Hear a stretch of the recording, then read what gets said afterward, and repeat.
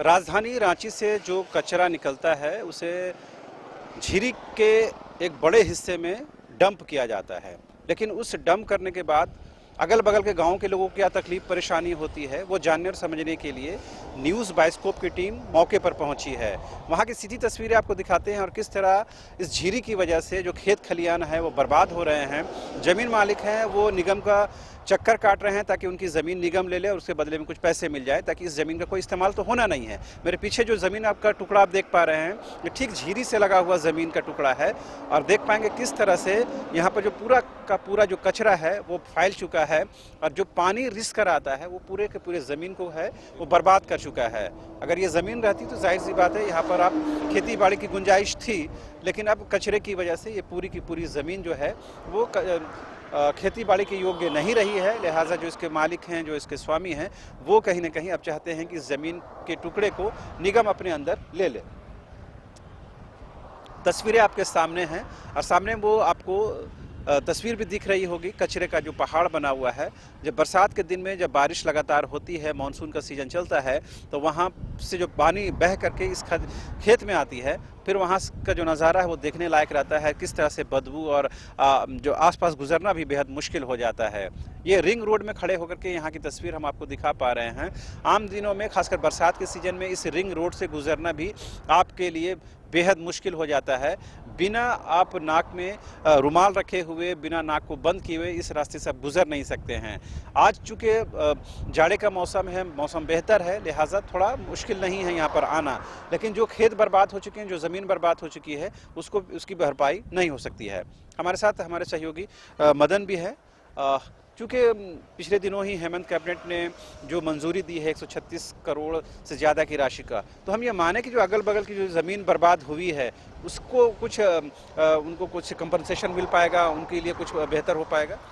देखिए, अब ये सरकार पर निर्भर करता है और निगम पर निर्भर करता है, क्योंकि लोग यहाँ के काफ़ी परेशान हैं। आप तस्वीरों के माध्यम से देख रहे हैं। सबसे महत्वपूर्ण यह है कि रांची जरूर पहाड़ों का शहर है, लेकिन ये जो पहाड़ है वो पहाड़ नहीं बल्कि कचरों का पहाड़ है। बगल में जरूर पहाड़ी है, लोग देखकर समझ रहे होंगे कि ये भी एक पहाड़ है, लेकिन ये कचरों का पहाड़ है। सबसे बड़ा दुष्प्रभाव जो है वो यहाँ के खेत खलियानों पर पड़ा है।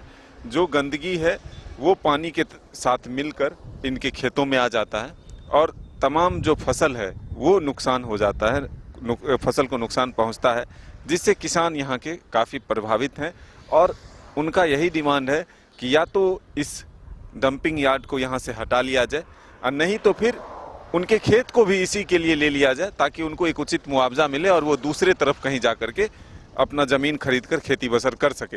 लेकिन महत्वपूर्ण तस्वीर एक और ये भी है कि जो मुख्य द्वार है, जो प्रवेश द्वार है यहाँ पर रिंग रोड से जो अंदर डंपिंग यार्ड में जाने के लिए, कचरे का प्रवाह वहाँ तक भी होता है। बारिश के दिनों में सबसे ज़्यादा मुसीबत इसी के लिए है कि कई लोग स्पीड में रिंग रोड से चलते हैं, उनको ये अंदाज़ा ही नहीं होता है कि यहाँ कीचड़ है और उस कीचड़ में वो स्लिप कर जाते हैं और कई बार ऐसे हादसे हुए हैं, लेकिन उसके बाद भी हादसों से सबक नहीं लिया जाता है। इसका नतीजा है कि कई लोगों को जान से अपना हाथ भी धोना पड़ा।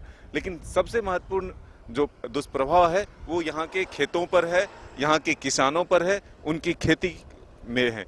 तो अब देखना होगा कि सरकार के द्वारा जो ये प्रयास किया गया है कि अब यहाँ जो कचरा डंप होगा उसको रिसाइकलिंग कर उसके कई उपयोग किए जा सकते हैं, तो कितना इससे बदला होता है ये तो आने वाला वक्त बताएगा। लेकिन फिलहाल यहाँ के लोगों को कई तरह की मुश्किलों का सामना करना पड़ रहा है।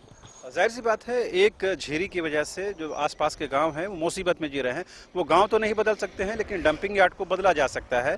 इसके लिए नगर विकास विभाग को, रांची नगर निगम को कोई डिसीजन लेना है। फिलहाल वो कोई कंक्रीट डिसीजन नहीं हुआ है। फिलहाल इसके प्रबंधन यानी कि कचरे के प्रबंधन की दिशा में विभाग हो या सरकार आगे बढ़ रही है।